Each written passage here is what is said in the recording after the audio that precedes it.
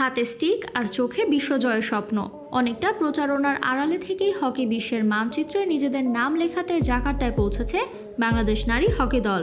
এর আগে বয়সভিত্তিক পর্যায়ে সাফল্যর দেখা মিললেও এই প্রথমবার কোনো আন্তর্জাতিক টুর্নামেন্টে অংশ নিতে যাচ্ছে জাতীয় নারী হকি দল।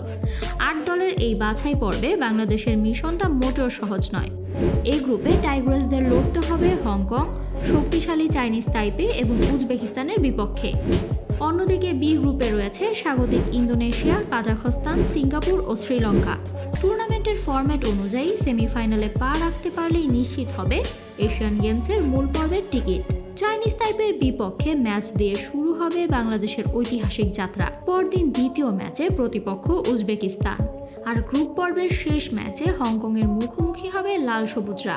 গ্রুপ পর্ব শেষে দলগুলোকে খেলতে হবে স্থান নির্ধারণী ম্যাচ। দীর্ঘ প্রস্তুতির পর মাঠের লড়াইয়ে নিজেদের প্রমাণ করার অপেক্ষায় এখন বাংলাদেশের মেয়েরা। হকি নীল টার্ফে স্টিকের লড়াইয়ে যদি শীর্ষ 4-এ জায়গা করে নিতে পারে এই তরুণ দলটি, তবে তা হবে দেশের ক্রীড়া ইতিহাসের অন্যতম সেরা অর্জন।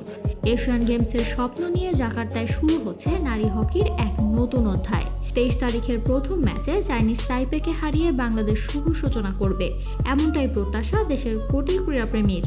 Samantha, beyond border sports. আরও আপডেট পেতে সাবস্ক্রাইব করুন আমাদের ইউটিউব চ্যানেল এবং ক্লিক করুন বেল আইকন। ফলো করুন টিকটক ও ফেসবুক পেজে।